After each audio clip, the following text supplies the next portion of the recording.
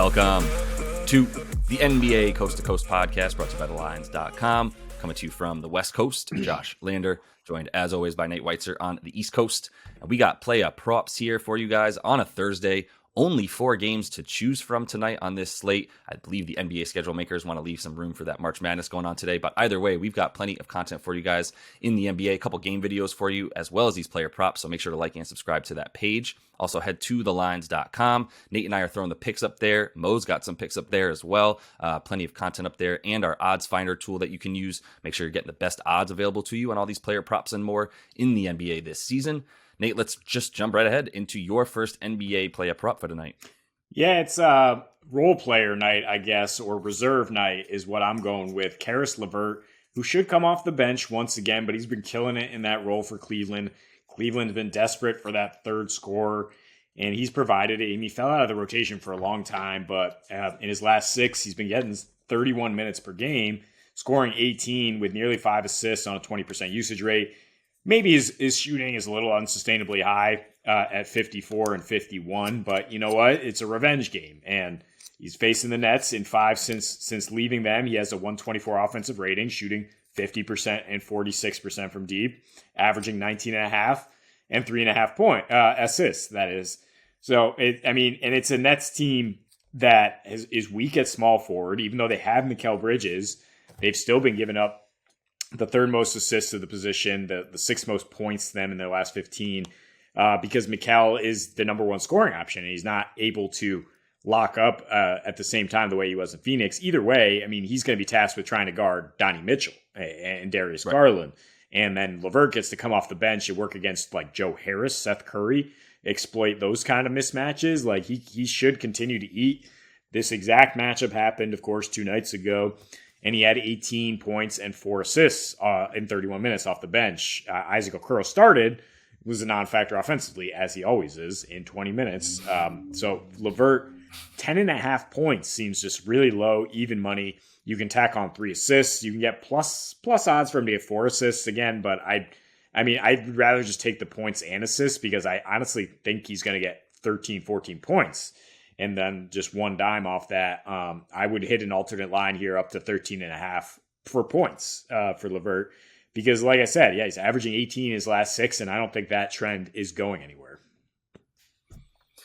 No, I agree. The thing about Levert is, yeah, they're going to need to play him against those scrubs because if you see what he did in the last game, like there was some time that he was on the floor with these starters. Royce O'Neal locked him up, did not give up a single point to him in like 4.5 minutes. And then Spencer Dinwiddie played a little bit against him as well. But yeah, once Joe Harris or Utah, stop jumping Utah, you're going to keep getting dunked on Watanabe, and then also we got like some Darren Sharp on him, some Dayron rather. So yeah, like when he's playing against on that second unit, 10.5 points is just kind of unfair. Like he's going to be better than every defender that's going up against him on that unit for sure. So I'm going to go with a guy that we both think pretty highly of tonight, and that's Jonas Valanciunas, points and rebounds tonight. Look, it's another situation of just like there's a center who can score and get rebounds playing against the Charlotte Hornets, who are already really bad guarding that position and are going to be worse because they only have Nick Richards in tonight. Mark Williams isn't even available. Not that he's much better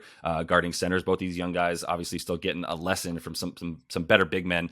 Minus 118 for the points and the rebounds tonight. It's 16.5 points because the boards are close to like 12, which is pretty high as well. But I don't know if you'd worry about that too much. In his last 3 for Jonas, we're talking about 21 points a game. And if he's going to score at that rate, like he's also getting 15 rebounds. But if he's going to get 20 points, like I'm pretty confident in him getting a double tonight. So you can feel pretty close. Even if he gets the 16.5 points, basically, I think it's pretty much a lock, and that's a bet I feel good about. So the 32 minutes he's been getting as well with a 25% usage rate, like he's like option 2, 3 at this point. Definitely 3 when CJ and BI are out there at the same time, but like they're looking for him to shoot as well. And he's, like I said, playing against Charlotte. The last 2 he's been playing against Houston, San Antonio. It's another tanking team. New Orleans is not exactly like gunning for things. I'm sure they're still trying because they've got BI and CJ in the lineup and they'd like to stay in this play-in tournament. But it's like they're playing against teams that are just not trying at all, and that he's still getting the minutes because they also know this is is just a great matchup for him. I mean, the last 2 times he's played Charlotte, he's averaged 27 points, which is almost at this points and rebounds prop with 17.5 boards in 29 minutes, dude. Like, that's absolutely absurd. He's very aware that this team cannot guard him, and I think he'll continue to just go at it and attack those offensive rebounds as well. Dude, he might get 15 rebounds, and then you're easily at that 28.5. Like, it's a really good pick for tonight. Yeah, I mean, Charlotte's offense is so rough right now as they throw out those tanking lineups. We talked about taking Kelly Oubre under maybe 22.5 points because he's been hot lately, but he gets locked up by Herb Jones. I don't know where else they're going to go find scoring, and New Orleans is struggling to find their own scoring. I mean, CJ McCollum is dealing with a thumb injury that has not allowed him to be that guy, and Brandon Ingram handles a lot of the scoring. But I think in this kind of matchup, yeah, they'll just throw it in there against Jonas and say, like, go ahead and put that young rookie in the basket. That being said, Nick Richards is coming off a 17-14 game, and he's the only option there. So if you like him to get a double-double, it's like plus 225. Just by sheer minutes and by the fact that neither of these teams score a ton. That's certainly possible, but blowout watch there. So role player extraordinaire Terrance Mann. We still don't have props for him. I think maybe they're waiting to see if he's announced as the starter tonight in place of Paul George, in which case books would change where they list his props. We attacked him a couple times before the Westbrook trade when his prop was only like 9.5 points. Or like 13.5 points rebounds. If you can get it that low, obviously hit it with a lot of equity there because that's a really good bet. But I mean, we're looking at probably around 20 PRA, which is something he's hit in 4 of his last 5 without Paul George. He played 41 minutes in 3 of those games. And we're talking about being integral to their wins. I mean, their last 5 games where they're competitive without PG. They've won 3 of them against Washington, Dallas, and Houston, and T-Man was huge. He was also huge in a close loss to Atlanta in terms of his points down the stretch. And so looking at his last 8, in which the Clippers actually fielded a competitive lineup without Paul George, 15 points per game, 5.5 rebounds in 34 minutes. That's where we're averaging. So anywhere around, yeah, like I said, 20 PRA or 18.5 points rebounds maybe.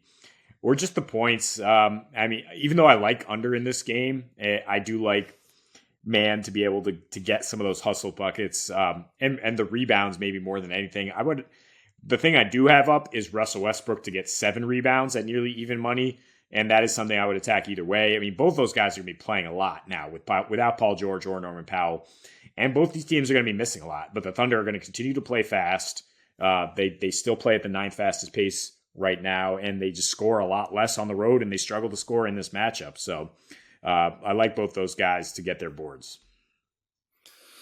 Yeah, Terrance Mann for sure. As soon as you see what's up with his props tonight, I feel pretty good about those for sure. I mean, if it's under 10 points, then definitely would say that as well. And the PRA should be close to 18.5, 20, like you said, around there. But and the Westy stuff, he's going to go up from those 26 minutes. We talk about it, and then Ty Lue's going to just have to eat his vegetables and play some Russell Westbrook tonight. So let's finish things off with Jalen Williams. Hinted at this in the game video about this Clippers and Thunder game that was going to feel good about him tonight on.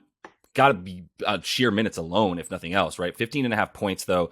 Really good odds at minus 102 on FanDuel there. Really like that. And then the 6 boards, you get plus odds. 6.5 boards are plus odds for him on DraftKings, plus 120. He's coming off 8 rebounds. There's a reason that it's plus 120. 6.5 is a lot, but there should be a few more possessions in this game, even if there's not necessarily the cleanest offense or 3-pointers going in or even being attempted necessarily, because the Clippers are now like second in terms of attempting field goals from 2-point. They're not even shooting threes nearly as much. So it's still going to be, a little bit faster pace. Doesn't mean it's going to hit 233, but I think you can still feel good about the Jalen Williams stuff here. He's going to be playing, and that's where I start with this is like he guarded Kawhi for the majority of the time that he and Kawhi were on the floor together. And unless Kawhi was looking for a switch, which was something he was consistently looking for because J. Will played really well against him. But that's why he got 37.5 minutes in that game. And that's a key for him is can he get the minutes and get over 30? And the interesting thing, too, is Kawhi didn't really spend time guarding Jalen Williams nearly as much as Jalen Williams was guarding him. It was much more of just a J. Will guarding him, but not like a, one-on-one matchup the whole game or anything like that, which is good for Jalen Williams getting his buckets tonight. He's hit this prop in 8 of his last 10 games. The only 2 times he did not hit the prop, Toronto and Phoenix. That Toronto defense has gotten nasty, especially at home, and the Thunder got blown the hell out. He got 24 or 25 minutes in that game because the Thunder got blown the hell out. And like I already told you, if he's going to get 30 minutes, then he's going to get this prop, especially on the road, where he's not as good this season on the road as he is at home, but he's gotten a lot better over the last couple of weeks, where, like I said, he's averaging over this prop already and got it in 8 of 10. On the road, he's hit it in 4 of his last 5. And yeah, the Clippers are weak here. This is where they allow the fourth most points is to power forwards. They give up a ton of rebounds to power forwards as well, for the sake of the fact that, like, it's Zubac in there down low by himself and Mook kind of doing his thing, but not necessarily playing the most defense, obviously. So there's some opportunity for the young buck Jay Will tonight. Yeah, Marcus Morris surprise start at power forward, right? And then he's not moving his feet too well at this point. Let's talk rookie of the year, though. I mean, he's down to plus I'm glad 2,000. For a while, he was at like plus 8,000. Paolo minus 8,000. I don't know. I mean, if you just look at the first half of the season, yeah, Paolo would let's hand him the award already. Like, he was getting high usage. He's the number 1 overall pick. Orlando was seeing what they have. Over the last 2 months, Paolo is averaging 18 a game with a 100 offensive rating. Jalen Williams averaging 17 a game with a 126 offensive rating. I mean, anybody who looks at these advanced stats and the efficiency and being the number 2 option on a team that was probably going to make the play-in, I think you got to give this award to Jalen Williams. We'll see what happens over the last final weeks here, but maybe you want to hit that at plus 2,000 because it could be neck and neck when the final bell hits. If I was given 3 minutes to present my case for Jay Will to the writers who are going to be picking this award, I would hit it right now because I know I could convince them. But I think what it's going to come down to is Paolo is the number 1 option on a team that's not going to make the play-in, but he's the number 1 option, and he's the number 1 playmaker. And you can throw Franz in there, but Franz has also come down to earth big time after a hot start to the season. And so I think, Paolo is a bit more important to his. I'm not gonna say that Paolo is the guy expected to take on the load and do it versus it being Shy, SGA over there in Oklahoma City, or a little sprinkle in a little bit of Giddey as well. What he does, what he's expected to do within his role, though, for Jay Will would be my number 1 argument. I think he's as good, if not better, at what he does and what's expected of him than Paolo is right now. And I don't know what the ceiling is for either of those guys, but I'm so glad you brought that up because why not sprinkle a little bit on that? Plus 2,000 at this point. It was worth it a little, a week ago when it was just slightly higher. So I think it's still kind of worth it. I'm really glad you brought it up because for Jalen Williams, if he has another great performance tonight, man, keep that eye out for the plus 2,000. Let's take the over on him tonight and just sprinkle a little bit on the future since they are a little bit corollary as well. And that is all the time we have for you guys in this one. So make sure to like and subscribe to that page. Continue to follow along. Check out everything we've got up for you today and the rest of this week. And until we see you next, happy betting.